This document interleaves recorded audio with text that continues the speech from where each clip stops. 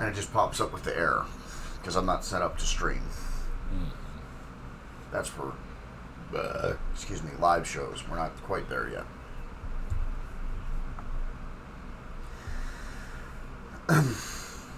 Any other final things before we begin?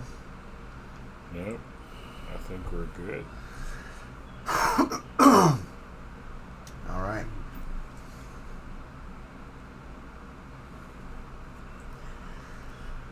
Three, two.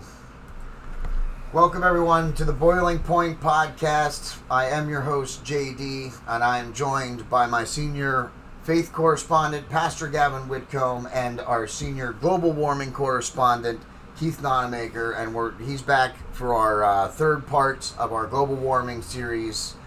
And we're going to be talking today about the effects of global warming and whether or not they are real, and even if they are real, are they related to climate change? Make sure you check out Pastor Gavin's YouTube channel. He's got his own channel. Check him out. Give him a subscription. Give him a share. And, of course, you can follow the Boiling Point Podcast. We're on YouTube, Facebook, Rumble, and Parler. Visit our storefronts at bonfire.com/store/The Boiling Point Podcast and bonfire.com/store/JDEDESIGNz. That's with a Z at the end of it. And, of course, Marcus Frederiksen played us in as he always does. You can check him out, reverbnation.com/Marcus Frederiksen. Give his music a listen to. And I got through that pretty quickly there, didn't I? Mm-hmm. That's fine. So, welcome back to the show. Thank you. You know, today we're going to be talking about global warming. I think this is our second global warming episode, isn't it? It is the second time we've shot a global warming episode, okay. But it's actually the third episode because we separated the first one into two because we went for an hour and a half. That's right, yeah. Well, you know, this is really an important subject because it's very relevant to so many things that are going on, and here's what I mean. One of the primary reasons that gas prices are so high right now is because of this hysterical belief in man-made global warming. So we know that after the global warming thing became more highly publicized, the Earth began to cool for the next 10 years. So they quit calling it global warming and called it climate change, which the climate's always changing. I think we call that weather. Yeah. And this is planet Earth. It's not right. You know, it's not regulated as much as the government may want to regulate the weather. Right. They just can't. Right? Yeah. And see, here's how it relates to higher fuel prices. Yeah. The Biden administration and the people who are directing things, they have this idea that we're destroying the planet through global warming by burning fossil fuels. So that's why from day one, the Biden administration has sought to kneecap domestic oil and coal and natural gas production because they want to get us off of fossil fuels. I heard Biden promise that to people, in the past in his rare campaign, appearances. Yeah. For the most part, he was in his basement, but I remember saying, "I promise we're going to get rid of fossil fuels." Yeah. And so that's what's fueling this. Yeah. Pun intended. Yeah. And in addition to that, because he stopped the Alaskan pipeline. He stopped all offshore any new drilling offshore. Yeah. He stopped the permits. All the offshore drilling in the Gulf. Yeah. And my understanding is in Alaska as well, in the place where there's the most oil and because for fear of disturbing the wildlife. But that's not how it works. That's not how it works. Well, the other thing is the Keystone Pipeline, and that's really more important than the Alaska Pipeline because the biggest reserves of oil that we have are in the northern plains states. And no way to get them out. Yeah. Yeah, during the Trump administration, we were energy independent, and we were actually exporting energy. Yeah. But Biden and his puppeteers, those pulling the strings, they have this idea, hey, let's get rid of fossil fuels and make everything electric. And the thing is, haven't they thought about it? When you have battery-operated automobiles, how do you charge them? Yeah. You got to charge them with electricity. How's that generated? Well, for the most part, by fossil fuels. And there's just, we don't have the capability of supplying all the automobiles with energy. Yeah. With solar and wind. Yeah, and no, so forth. solar. No, they don't have. We're not anywhere or close. But there's not even enough solar panels created in the world at this point. That if we took all the solar panels that have been created, there's still not enough to power the United States with just solar. Yeah. So we're not anywhere close to solar yet. I think solar is something that we should be I think that is the future. That is where we're going to be looking for energy. At some point, eventually we'll run out of fossil fuels. We'll need to find alternative energy sources. And I don't object to solar and wind and whatever, but what I do object to is the government forcing people's hands off of fossil fuels to push this thing that it can't work right now. It's no, we don't have the ability or the capability. And it wasn't the government that got us off whale oil either before gasoline production became right. it was the free market. There was an alternate thing to whale oil. Now there was gasoline, and it was a matter of time before the production was up, just like with solar now. There's just not enough means to create enough production to power the United States, but it'll get there in time. But So that's very true. So that's why I'm glad we have our guest here today, Keith Nonemaker. He's the author of Anthropogenic Global Warming Skeptic's Guide. Well, that's a mouthful, isn't it? Yeah. It is. So Keith, could you explain to our viewers what anthropogenic global warming is? Yeah, in case they didn't see the first episode, the first two episodes. And if you didn't, go back and watch it. This is a series. This is actually meant to be watched in order. We'll be covering different stuff each time we do one. But go ahead. Anthropogenic simply means man-made. They believe that man is causing the globe to warm by emitting a lot of carbon dioxide. That comes from car exhaust, the chimney on your house, as well as your exhaling. Yeah, people don't realize that though. But yeah, when we exhale, that's what we're exhaling. Yeah, and the more important thing I think to point out, also not more important, but also important, is that plants and trees breathe in carbon dioxide and expel oxygen. Yeah. So without carbon dioxide, the plants don't breathe. And without the plants breathing, we don't breathe. Or eat. Yeah, or eat, for that matter. That's important to say, even for all you vegan, you vegetarians out there. Yeah, I was looking at, I have this app on my phone. It's called Facts. It's called Inconvenient Facts. And that's the science that Al Gore doesn't want you to know. So they're different facts they have about global warming. And the first one is, they say that 90% of all greenhouse gases are water vapor. Now, I've read other sources that say 95%. I'm not sure what you've read, Keith, but they're saying 90%. I would go with 95%. Yeah, so most of the global warming gases are water vapor. That's clouds, moisture in the air. Now, in this one, we're going to be talking about the effects of global warming. And there's 10 effects that are commonly used when the other side uses when talking about global warming, and we're going to go over each of those. Yeah, you mind if I ask Keith a question? No, please. Keith, there's something that I've read about, and I was wondering if you would explain this and elaborate it to our viewers, and that's what some scientists, meteorologists, call the iris effect. What is the iris effect, and how does it relate to the global warming theory?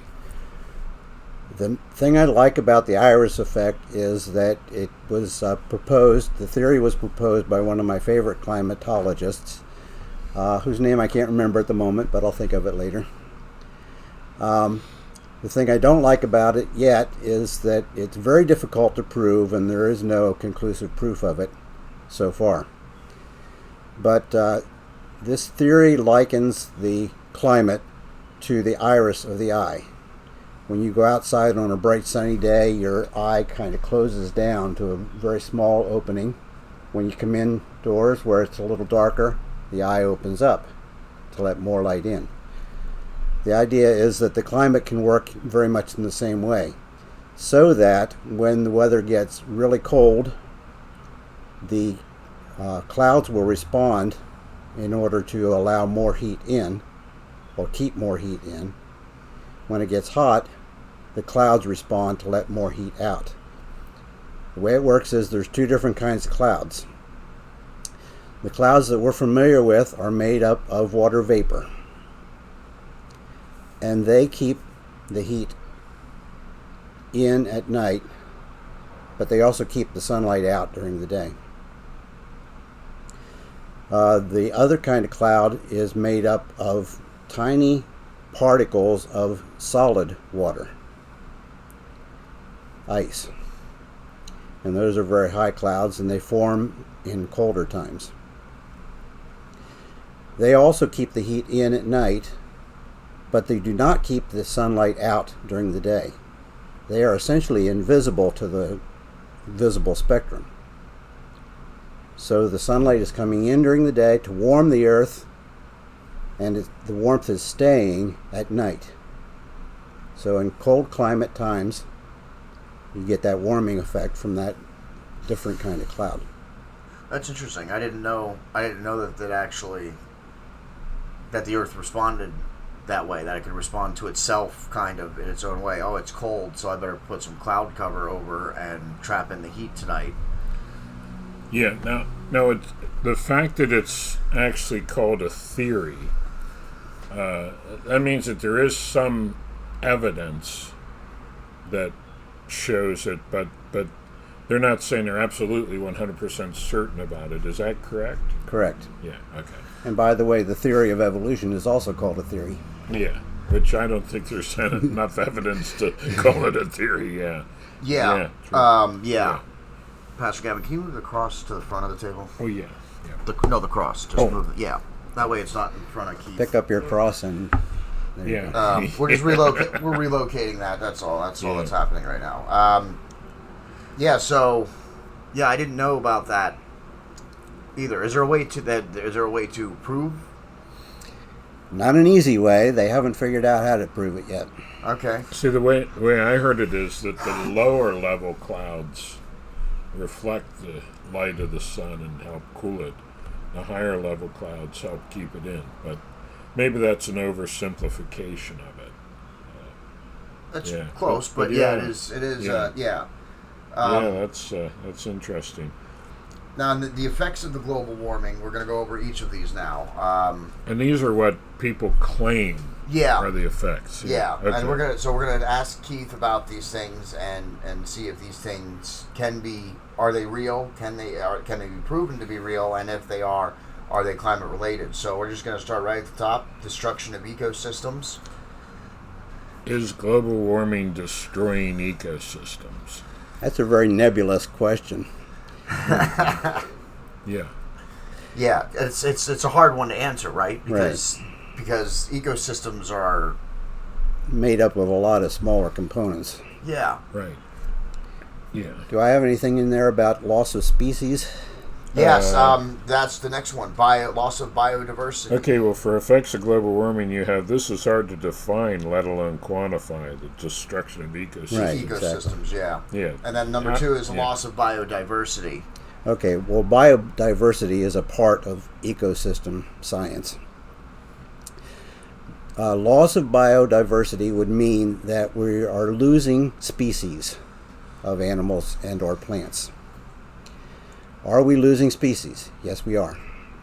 Hasn't that always happened since the fall? Are we gaining other species? Probably.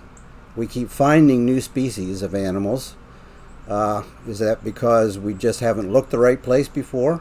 Or are new species coming into existence? I think probably that there are new species coming into existence.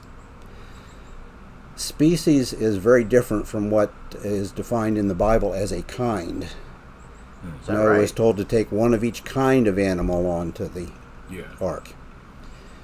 Well, does that mean he took every different kind of rat on the earth? That's an excellent question. I know. Rat is a kind. Right. Did he have to take a St. Bernard and a Chihuahua and a Poodle and this and that and the other dog? No. Or is dog a kind and he only needed a pair of dogs? I would say dog is a kind. Okay. Right. Okay. So, Keith, So what how I does- think I hear you're saying is that a lot of what people call species, we might say they're varieties of certain kinds. Correct. So there are new varieties that come into existence, but the word species is used different ways by different people. But That's I true. would say that aren't there always certain species or varieties that go extinct? There are. Whether there's global warming or not.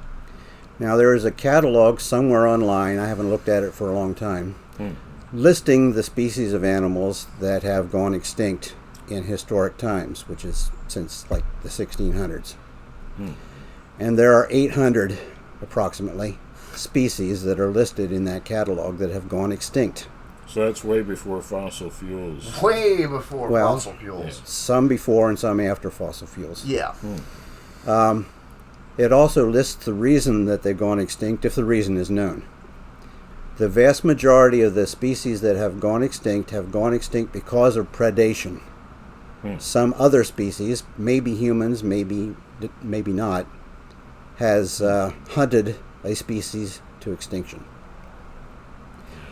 Now, the thing that I found interesting on this list of species that have gone extinct is that the largest number of species that have gone extinct is rats.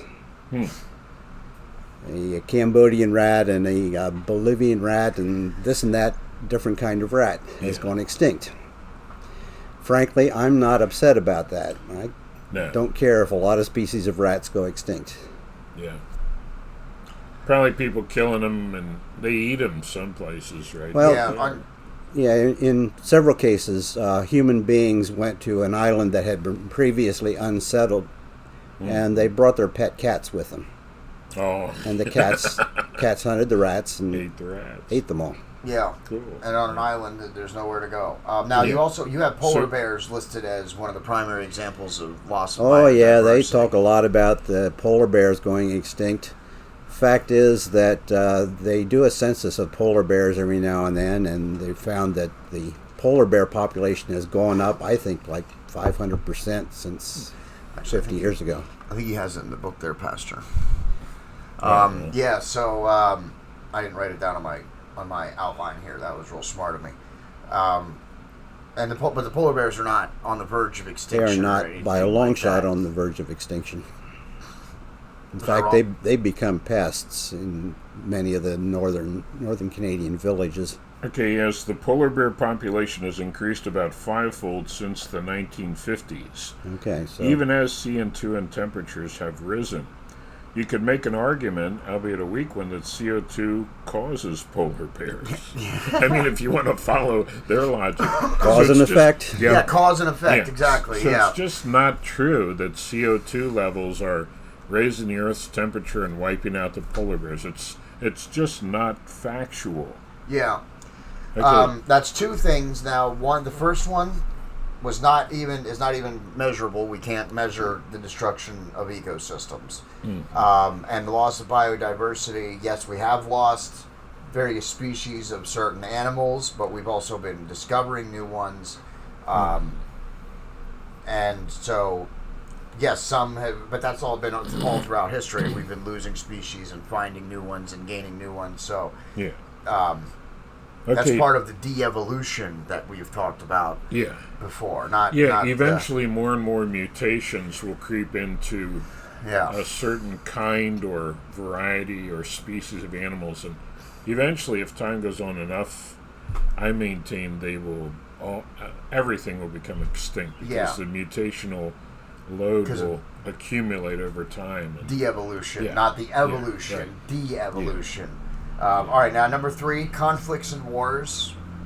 So is global warming causing conflicts and wars? Actually, I think it's the other way around. Are conflicts and wars causing global warming? Yeah. Is either one true? Well, people go to war for various reasons. one of the reasons that they go to war a lot of times is that one country's food supply will go too low to sustain the population. So they'll invade a neighboring country, take their wheat crop, and then they can feed their own people. And also, I believe he has in the book, there's out of, all of the years that the world has been here, there's only like a couple hundred or so years. Let me read it here. Yeah, go ahead. Historians Will and Ariel Durant note that in the last 3,421 years of recorded history, only 288 have seen no war. They regard war as one of the constants of history. If you want to understand the cause of wars, read James chapter 4. Yeah. James says, "From whence come wars and fightings among you? They come from your own selfish desires at war in your members." Yeah. So that's not, even if that is the case, that wars are driving global warming. Actually, there is no evidence of that because there's clearly enough evidence. Only 288 years of non-war, and it's not like the temperatures cooled off during those years. So there's no link. It's totally bogus. Three down. That's three down. We've completely eliminated here. Okay, now Keith, the next one. Economic consequences of global warming. And you have this. You have mentioned in here that this is hard to measure, hard to quantify. Yeah. So why can we? Is there any association between economic consequences and global warming, and why is it hard? Okay, let's look at one example. The latest hurricane to hit Florida caused more dollar damage than any previous hurricane to hit Florida. Now, is that a result of global warming? Well, maybe partly. But you have to understand that Florida has gotten a lot more people moving down from New York and other areas, California, into Florida. Yeah. Building luxury hotels and apartments, building them close to the coastline. So there's a lot more damage potentially to be done by a storm. Plus inflation increases the value of each thing that's built there.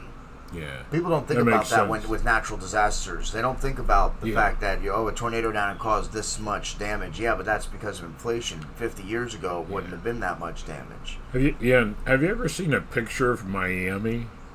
It's like right there. Yeah. It's right almost there, sea level, and it's like water all around them, and that's what they want, and it's beautiful and everything. But if there's a hurricane, there's going to be a lot of damage to where people pack in close to the coastline. And if a lot more people move and build near an active volcano, there's going to be a lot more harm to humans through the volcano. More people will live there. As we discussed in one of the first two parts of the episode, they put one of the CO2 monitors right next to one of the most active volcanoes on the planet. So that's real smart. Obviously, the people who are studying global warming are being very smart about it. Yeah. Now, when the hurricane hit New Orleans, they made a big deal about how climate change was destroying New Orleans. Yeah. Thing they don't mention is that New Orleans, most of it, was built below sea level. Yeah. With a dike around it to keep the sea from invading what was the sea's territory, really. Yeah. Yeah. People don't realize they put up it was actually I believe the Army Corps of Engineers that built the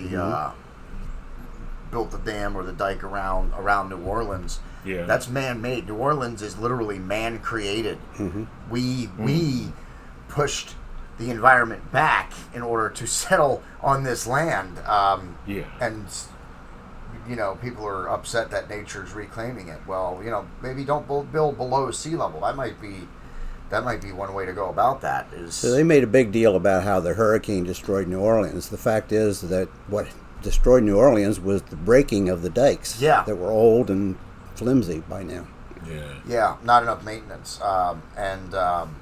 If I may quote some scripture here, "'Twas the foolish man that built his house upon the sand." Yeah. So right. Okay, well, the next effect of warming, more disease. Yeah. Is there any evidence to support that there will be more disease if the Earth gets warmer and warmer? Well, they talk about the fact that in warm climates, mosquitoes thrive more than in cold climates. And mosquitoes carry all kinds of disease, including malaria. What they don't tell you is that the biggest malaria outbreak in history, the most deadly, occurred in that part of Russia that's really cold, Siberia. Yeah. It occurred in Siberia. Really? Mm-hmm. Yeah, I've heard there are a lot of mosquitoes up in Alaska. Really? In the summer, yeah. Just tons. Like when Christy and I went there about 10 years ago, we flew into Anchorage, so we didn't notice them, but there are certain places that you go where I've heard that you just get covered with tons and tons of mosquitoes. Because those bogs, they melt. Yeah. Some of the bogs melt during the summer, and yeah, that's interesting. Siberia had the worst malaria mosquito outbreak. Yeah, that was surprising. I would have thought for sure it would have been in Africa. The worst mosquito infestation that I've ever seen is when my family went to visit the source of the Mississippi River, which I think is in Minnesota. And there was just a huge cloud of mosquitoes there. It looked like the sky was black from the mosquitoes. And that's not a particularly warm area. Yeah. No, it's not. Yeah. Yeah, do you know what they do for malaria in Africa? People once a week take high droxy chloroquine. Yep. I'm just telling you what they take to kill the malaria, or to prevent malaria. Yeah. Yeah, and it's over the counter they get it. Yeah. So, well, that's all I have to say about it. Okay. So. If you're smart, you got that reference. Yeah. So number 6, so drought. Now, could I ask one more question? Yeah, now, Keith, isn't it true that far more deaths occur from cold-related illness Absolutely. than from heat-related illness? Yeah. Yeah. So warm weather, other than mosquitoes and them spreading disease, there's not really much of an argument to be made about warm weather spreading more disease than cold weather. Well, they say that as the days become hotter, there's going to be more people dying of heat stroke and dehydration and so on. What they don't tell you is that the way that global warming works is, let me back up, heat is a liquid in the sense that it flows downhill. What do I mean by that? As the world becomes warmer, you don't get more warming during the day, you get it at night. The warming occurs the cool times. You don't get a lot of warming around the equator, you get more warming around the poles. And so on. Because the heat flows downhill to the cooler spots. So as the Earth becomes warmer, the days are not going to become warmer. The nights will. The summer is not going to become a lot warmer. The winter will become milder. So you shouldn't get a vast increase in heat-related heat stroke and so on. Well, that's interesting. Yeah, I didn't even think about that either, that it would happen during the colder seasons, that the warming actually happens during the colder seasons, not the seasons where it's already warm. It's not getting warmer in the sense that the temperatures all year round are going to increase, but more just during the colder seasons. Interestingly, the highest temperature ever recorded on Earth was recorded in 1916. That record is over 100 years old now. Do you know what it is? What year was that? 1916 in Death Valley, California. Yeah. And I believe it was 127. I was going to say 128. If you may be right. Yeah, but I think it's right there. Yeah, and that's and that, believe me, that's hot. Let me tell you. Yeah. So, Keith, let me just quote from the book. In the warming time of the 20th century, several illnesses have been wiped out completely or almost completely, including smallpox and polio. Diseases that are associated with cold weather, such as pneumonia, influenza, and the common cold, are still going strong. Mm-hmm. Yeah. Yeah. Okay, so the next thing is drought.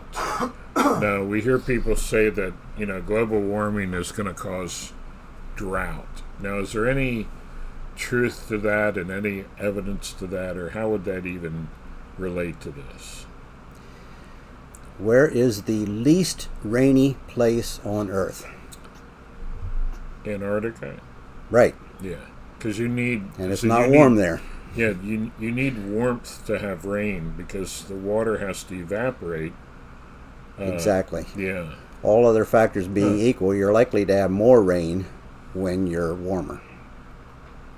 Yeah, that's interesting. So it's the exact opposite of what the the mainstream global warming alarmist narrative is claiming. Yeah, it is. And still, the worst drought that we've ever had in the United States during recorded times was the Dust Bowl. In the which 30s? I believe was in the 1930s. Yeah. Yeah. Yeah. Yeah, that's interesting. He also says here, Keith says in his book, problem is droughts tend to be localized. Yeah, that's what I was... It's possible to have a drought in one country and not in a neighboring country. It's also possible to have a drought in one state while And the not adjacent another, state correct. is getting more rain. So how do you can't really judge it by that. And droughts can also be temporary. You know what I mean? A couple months or even a few years. But how do you measure that or quantify that? Yeah. Keith, before we go into the next one, would you explain to us again, and I thought it was really good the way you put it before, if someone were to ask you, is the Earth actually getting warmer? What's the answer to that question? Well, I have to respond by answering a question with a question. What time period are you talking about? Yeah. If you're asking me, has the Earth gotten warmer in the past 100 years? Yes, it has. Past 200 years? Yes. The past 1,000 years? No, it's gotten cooler over the past 1,000 years. And that context matters, you know what I mean? It depends on where you start. Yeah. Right? Exactly. Yeah, and we can't go back to when the Earth started because people didn't record things like temperature and that type of thing back in Noah's time. You know what I mean? It was they were concerned with other things. It wasn't recording the weather. They didn't even understand at that point how all the weather worked yet. So we only have data. That's the other thing that you have throughout your book is that I guess there'd be proxy. I guess there'd be some forms of proxy data. Yeah, like tree rings. And we talked about that in the last episode, the tree rings and historical records, paintings and stuff. One of the interesting proxies is that most ministers in colonial times were obsessed with the weather. And they would record things like, when did ice start to form on the ponds? When did we get our first snowfall? When did we get our last snowfall of the season? When did the ice melt on the pond? And so we have some clues, even from before there were any thermometers. We have these clues as to how cold was this winter compared to other winters. Yeah. That's one of the ways we know that the Earth has become cooler in over 1,000-year time period. Now, what year was that they call the year without a summer? I believe it was 1816. Yeah. And my understanding is there were massive volcanic eruptions somewhere that had put aerosols into the clouds and blocked out some of the sun, and things got cold. And wasn't it like in North America they had ice on... There was ice on the ponds of New England and New York up till June, I think. Yeah. So if you start from then, it was really freezing cold, and that's when you begin. Well, then, the Earth's warmer. Yeah. So you can manipulate the data. Yeah. To make it look warmer, or like it's cooling, depending on your starting point. So it's not a good question. I mean, it's not a specific enough question. Is the Earth getting warmer? It should be, is the Earth getting warmer since point A? point B, where we are now. Yeah. And almost all scientists, including the skeptics, believe that the Earth has gotten substantially warmer over the past 400 to 500 years. Mm-hmm. Yeah. And I wouldn't doubt it, but the thing is, did people cause it? Yeah, that's the question. What's the causation? And we're skeptics of that. Yeah. That assertion. We don't think. Well, we know that the planet goes through warming periods and cooling periods. And it's a natural thing that happens. The planet is a living organism, in itself. So it's going to do what it needs to do for whatever reasons, it needs. Right. Yeah, and we have, like the data that Keith was referring to, even before they had thermometers, and like you were saying, before they had thermometers and meteorological equipment, that satellites that went around the Earth and all that. We had that proxy data, historical and tree rings and so forth. Speaking of technology, that brings us to number 7, storms and floods. And you say in your book that it's hard to get a history on that because of technology. You say that there were likely tornadoes that happened in places where there was nobody. That tornadoes happened, did its thing, and dissipated without a person ever seeing or knowing that it was ever there. Let me talk about tornadoes a little bit. All right. I love tornadoes, so that's excellent. They are classified by their strength. I think the scale goes from E1 to E5. Actually, the adjusted scale, the EF scale, goes from 0 to 5. Okay. It was F1 to F5, and then they adjusted it in the 2000s. I believe it's called the adjusted Fujita scale, and now it's called EF. EF-0 all the way up to EF-5. Fujita. Fujita scale, yeah. I thought a Fujita was like a Mexican food. No, I'm just kidding. No. See, I thought it was a Dragon Ball Z character. Fajita, of course. Yeah. Well, they've examined the whole history of recorded tornadoes, and they found that there are recently a lot more of EF1 and EF2 tornadoes, but no more EF4 and EF5 tornadoes than before. So why the increase? Well, the theory is that the reason for the increase is increased ability to detect tornadoes. Yeah. Yeah. The tornadoes are detected by Doppler radar, which is a fairly new technological development. So there were probably tons and tons of EF1s and EF2s or EF0s. And EF0s, yeah. Actually, EF0s don't even need to touch down. They don't, for something to be classified an EF0, it does not even need to touch the ground. If there's rotation in the sky, that's what's considered an EF0. Is as soon as the minute that there's enough rotation, not just the sense of rotation, but as soon as the rotation actually starts, it's considered an EF0. It doesn't even have to touch the ground. So there's a classification of a tornado that doesn't even ever have to touch the ground that we would never know happened without satellites. Yeah, interesting. I remember when we were traveling in the West when I was a kid, occasionally we would see a tumbleweed or something kind of blowing in a circle. Yeah. I guess that was maybe an EF0 tornado. Yeah. It wouldn't have been recorded anywhere. No, if we're to be a tornado, actually, the rotation has to happen up in the clouds, not down. Like when you see those little, those little dust. They called them whirligigs. Yeah. When you see those are not tornadoes. Those do not even classify. Okay. The rotation has to be in the sky, not on the ground. But the low-level tornadoes were probably just as numerous 100 years ago. Yeah. We just didn't record them. Yeah, or even didn't know they existed. Yeah, I didn't even know that they were happening. Yeah. The high-level tornadoes, they have not increased at all. So Keith mentions in his book, hurricanes run in 60-year cycles, probably related to the Atlantic multi-decadal oscillation. Some individual years recently have been very active, but if we look at decadal trends, hurricanes appear to have peaked around 1940. So what is a decadal trend? That's every it, 10 right there. years. Yeah, what is that? That is every 10 years. Decadal means once every 10 years. Yeah, okay. Yeah, that's... Okay.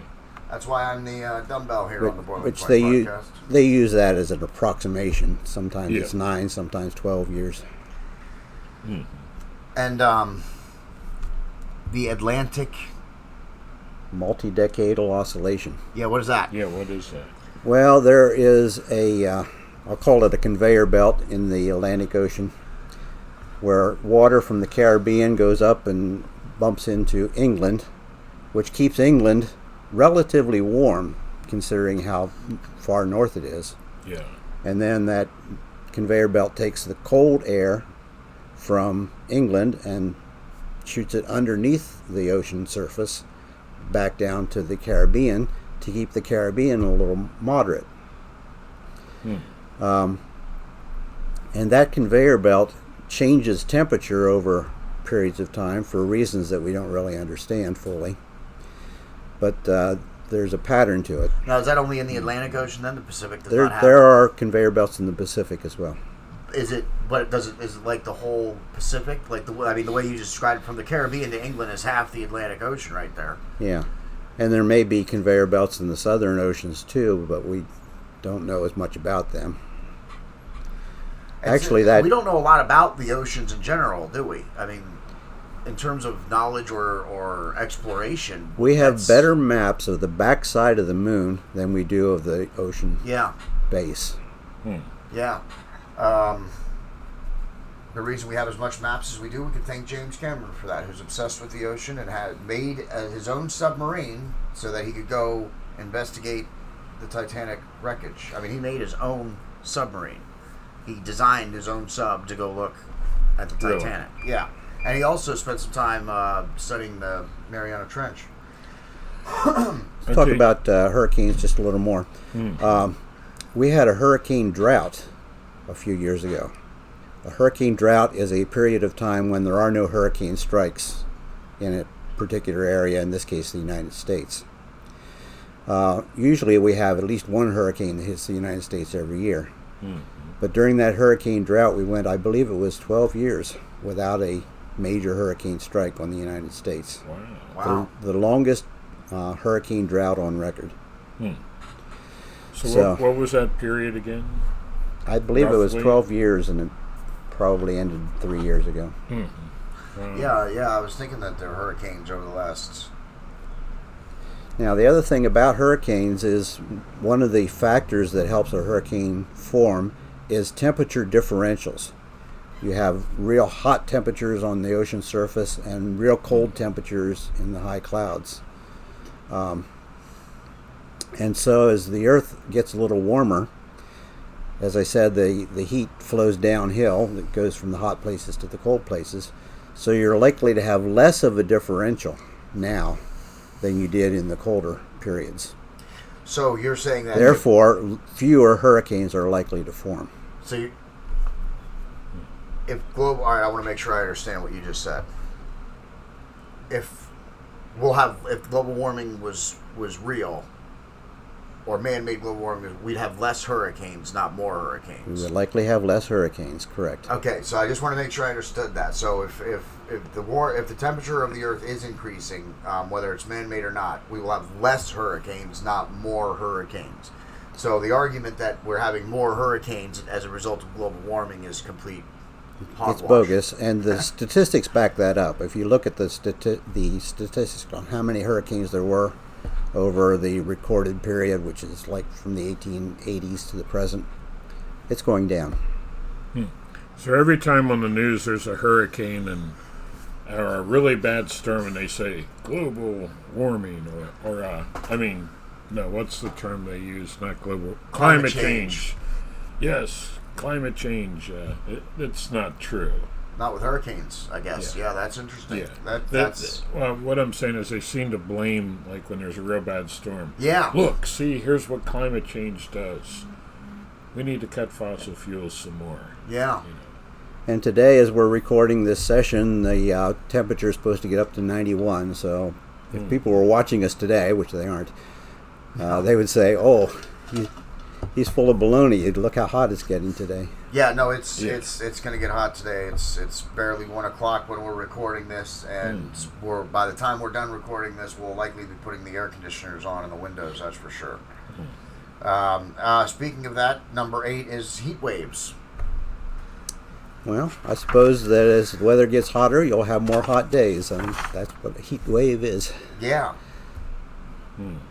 So heat waves just happen. It's not like, and as we discussed before, global warming would happen more during the cooler months or the cooler seasons than it would during more of the warming months. Is in the winter than in the summer. So a heat wave in July doesn't really mean a whole There's lot. There's nothing novel about it, that's for sure. Yeah, I mean, if we're in December and it's 85 degrees outside, maybe that's something. It's unusual. Yeah. Yeah, well, the next effect that they claim will take place with global warming would be shrinking glaciers. Well, are the glaciers really shrinking? And if so, is it caused by global warming? Well, are the glaciers shrinking from when? Yeah. Right. Yeah, again, you got to look at the time period. Right. Yeah. Now, there are approximately 100,000 glaciers on Earth, and very few of them are being monitored consistently over a long period of time. So it's hard to tell. Most of the glaciers probably are shrinking right now. Some are advancing right now. But the interesting thing is, some of these glaciers, as they pull back, will reveal evidence that people lived where those glaciers were. So it used to be warmer. It used to be warm enough to live in that area. Then it got covered with a glacier. The people moved out. Now the glacier's pulling back, and people could theoretically move into those areas again. Yeah. It's cyclical. Yeah. Now you have from in the book, you say that the glaciers overall have likely been shrinking since the last ice age. 11,000 years ago. Okay, here we get into the controversy of how old the Earth is. Whether these coincidentally, because Pastor Gavin and I have done episodes on how old is the Earth. We actually have an episode named "How the Planet Earth and Its Actual Age," or why its age is overestimated, I believe is what we called it. So we figured out in that episode that the Earth is roughly maybe 6,500 years, 6,000, 6,500 years old. Maybe even 7,000 or 8,000, but not more than that. You know, when I read like 11,000 years ago, I take that as an estimate. Like I don't really take that as, we know for certain it was that long. Yeah. That's how I take it. But I mean, how does this work though? If the ice age was 11,000 years ago, but the Earth may not have been that old, how do we? What I do is I look at their evidence, I assume their assumptions to be true, and show that there is an internal inconsistency in their presentation of the data. Okay. So their data is wrong even from their own viewpoint, is what I'm trying to show you. Okay. So when do you happen that you probably wouldn't have any idea on when to guess the last ice age actually was, if it wasn't 11,000 years ago? Well, I think it probably coincided with the flood, or I do too. Following the flood. Yeah, you know, I heard somebody explain it. The guy that explained it is a scientist and a climatologist, a meteorologist. He said that if you just have cooling global temperatures and the Earth gets real cold all over, that in itself will not cause an ice age because there wouldn't be any evaporation. You have to have a lot of precipitation. So what I've heard creationists theorize, and I think this is true, they claim that like the oceans, when the fountains of the deep opened up, that there were cracks in the floor of the ocean that released huge amounts of subterranean water. Yeah. And along with it, a lot of volcanic activity in the oceans. So you have warmer oceans as a result of the flood, but from all the volcanic activity, the ash in the clouds blocking out some of the sun. So you have warm oceans, which would cause more of the precipitation, but you have colder air. So to have glaciers, you have to have a lot of precipitation that freezes, and it hangs on through the next season, and it gets more added to it. That could have been the mechanism after the flood of Noah that would have caused it. Okay. That's what I've heard, and that's, I buy that. To me, it makes sense. Yeah, it makes sense to me. I always, anytime, scientists are, they talk about, the Earth's billions of years old and, evolution and, all that stuff. So anytime we get anything that's, that takes us past when you and I have discussed how old the Earth actually is, I like to address that with you. Like, all right, well, if the last ice age was 11,000 years ago and the planet's likely not more than 6,000 or 7,000 years old, how is this possible? Because I know there's someone sitting watching right now going, well, how is that? Well, there's that app that I have, Inconvenient Facts. Yeah. They believe in deep time, millions of years. So they look at ice core samples. And from ice core samples, you can tell different things about the Earth's climate in the past. But they assume that each layer is a year. Yeah. And it's not. Yeah. Like, you can have several different layers in the same year. It's not a year. It's hot and cold. Yeah. Cycles in a year. And one thing that proves this is in World War II, there was a squadron of planes that was flying from the United States up North America to Greenland, and they were trying to get over to Europe, and they hit a bad storm. They had to land on the ice. These planes were lost, and so they sunk down into the ice. They went down into the ice since World War II about 250 feet. So there were tons and tons and tons of layers of ice. Yeah. They did not represent years. Yeah. But the guys that look at the ice cores, they think that each layer is a year, and it's not. So and sometimes it's hard to distinguish when one layer begins and another ends. They're so close together and compacted. So a lot of what they do with ice cores is open to interpretation. So and of course, Uncle Mark and I did an episode on the problems with carbon dating too. That's why we're skeptics of the billions of years old, and we're closer to the 6, 7, maybe 8,000 years old people. All right, the very last one, number 10, rising sea levels. Are the sea levels in fact rising? In most places they are. In some places they're actually going down, because the ocean surface is not flat. You will find cases where the ocean appears to be rising, but something different is happening. For example, in Venice, Italy. That's a city that was built right on the seacoast, and they have those canals for transportation rather than streets. Yeah. And the sea appears to be rising in Venice, but actually Venice was built on unstable ground, muddy ground, and so the city is sinking. Actually, that's what's happening with the Leaning Tower of Pisa. It was built on unstable ground, so it started to lean because one side of it was sinking into the ground. Yeah. The sea appears to be rising in Bangladesh. But if you know anything about plate tectonics, the Earth's surface consists of a lot of large plates that are moving around a little bit, and sometimes they move fast, and then you get an earthquake where they collide with each other. And sometimes one plate will kind of slide under or over another plate. Yeah. That's what's happening in Bangladesh. The Bangladesh plate is sliding up onto the Himalaya plate, so it's going down at the trailing edge. Therefore, the ocean appears to be rising, but it's actually the ground that's sinking. One fairly stable place is the San Francisco Bay, where there's a rock base where they have a tide gauge that's been measuring the tides in San Francisco for, I believe, since 1840. And what they have found is that by looking at the tide gauge records over that entire period of, 180 some years now, yes, the ocean is rising. It's rising at the rate of about 3 millimeters a year, or about the thickness of a wooden match. Oh no! Each We're year, in trouble.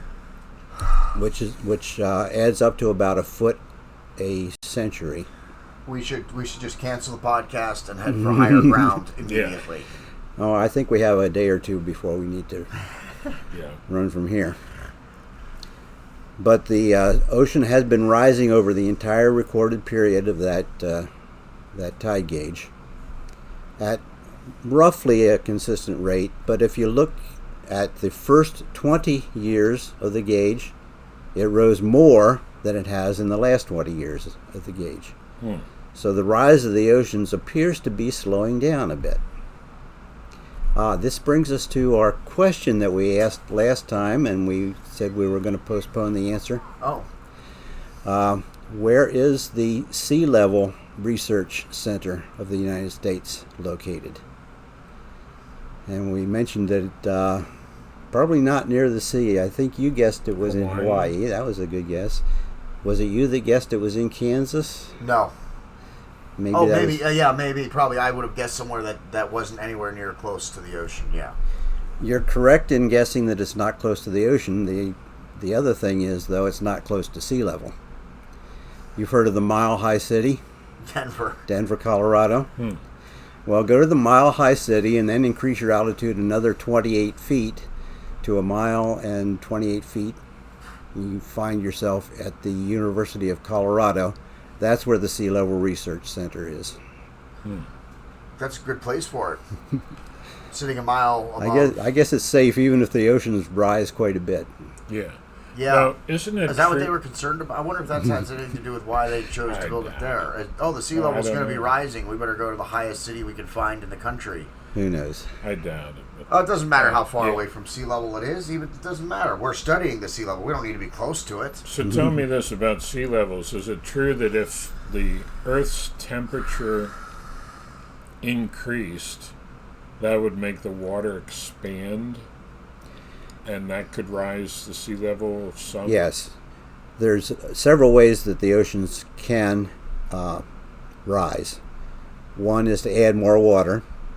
And the only realistic source for adding a lot more water to the oceans is ice.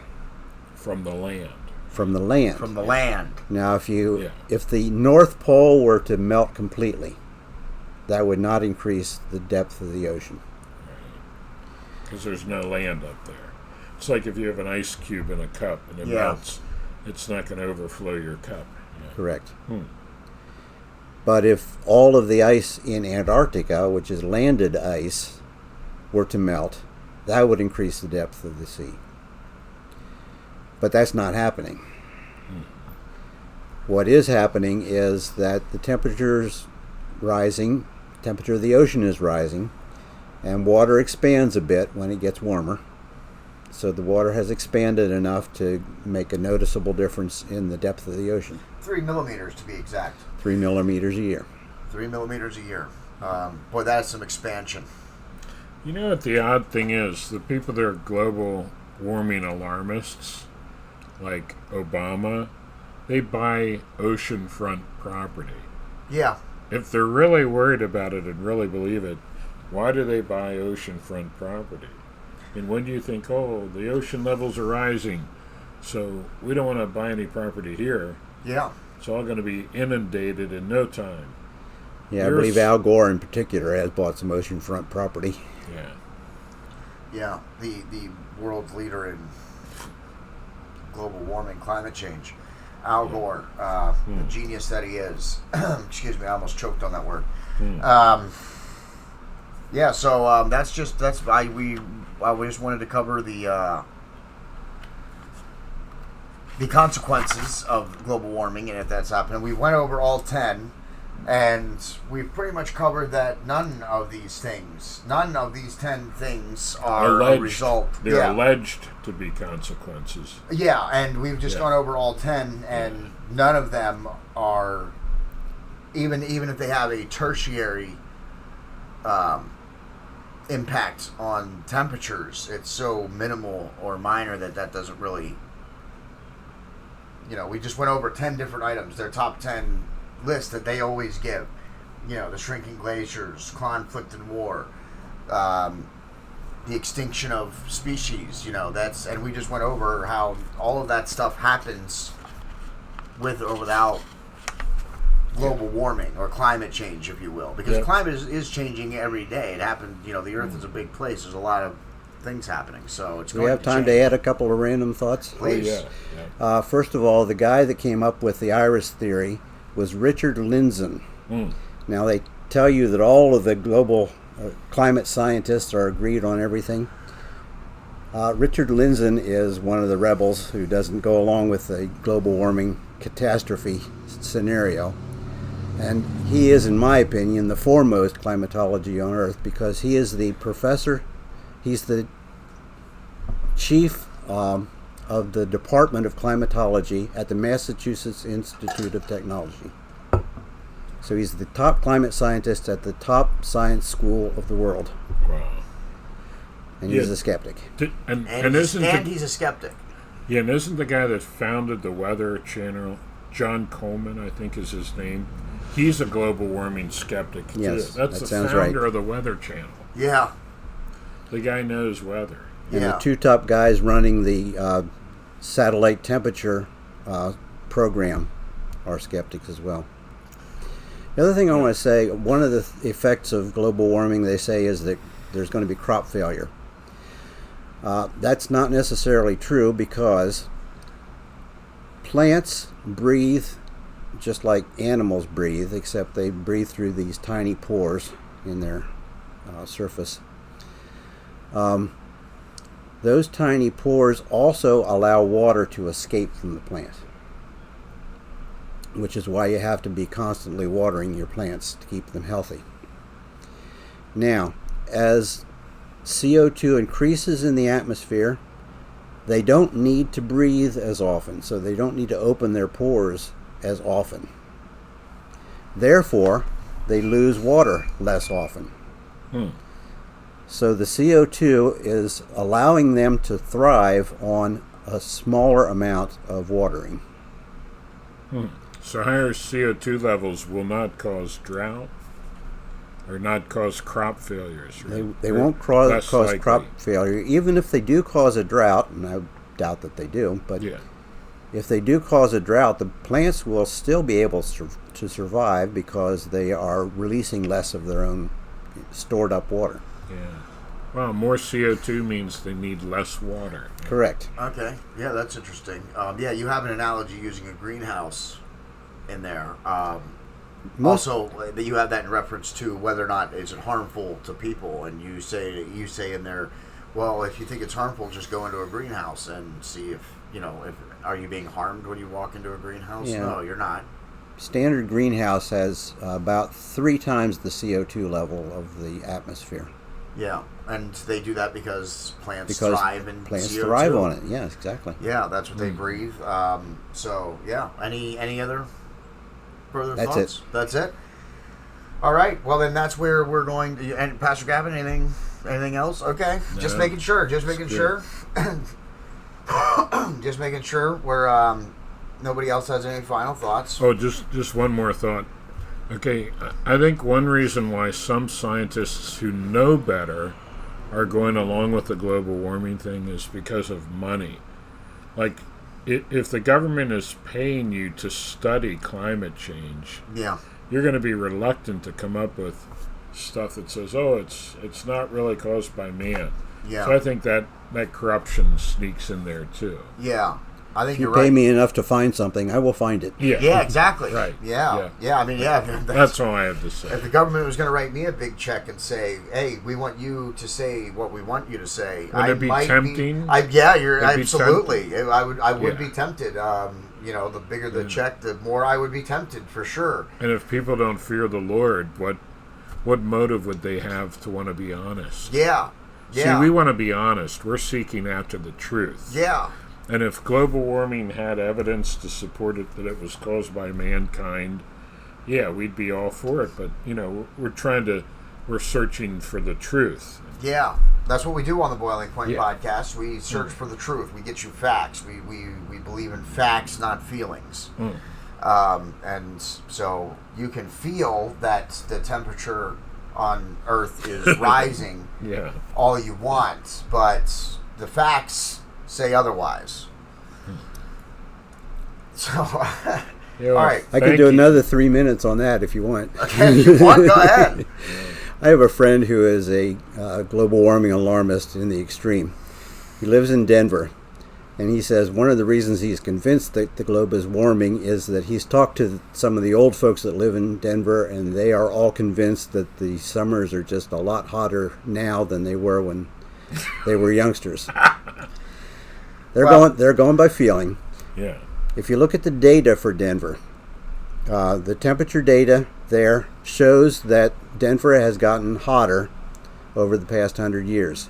But if you look at the data really closely, the line, go backwards here, the line is almost straight and then just jumps up and then it's almost straight again. And you got to ask, what happened here to cause this sudden jump in the temperature? Yeah. What happened is that the Weather Bureau is located at the airport. Denver moved its airport from one area close to the city to another area about 15 miles from the city. They moved it on the very day that big jump occurred. You gotta be kidding me. So the weather has not been collected consistently over that time period. Now, if you look at records from areas around Denver, there are certain climate monitoring stations that have really good, consistent records over a long period of time. There are two of them. One's kind of northwest of Denver and another south of Denver. You look at those two stations, one of them shows a tiny bit of warming over the 100 years. Another shows a tiny bit of cooling over the 100 years. Take the average of the two, and you will find that large region around Denver has cooled over the past 100 years. Interesting. You just talked for it wasn't even 5 minutes, and I can't believe the things that I just heard. 15 mile. Look, 15 miles. They moved the where they test the temperature, where they check the temperature. 15 miles, and it caused a huge jump. That's what we're saying. That's all we're saying here. Okay, moving where you record the temperature, even 15 miles can throw off your readings. 15 miles. I bet it doesn't even take that much. I bet if you go 5 miles down the road, you can find different weather. The weather is too vast over the planet. You can't make any generalizations about it, because even states have different weather and different ecosystems and different climates. So, yeah. I mean, send someone to California out here to Pennsylvania, and they're going to freeze to death. Well, so we're going to wrap up with that.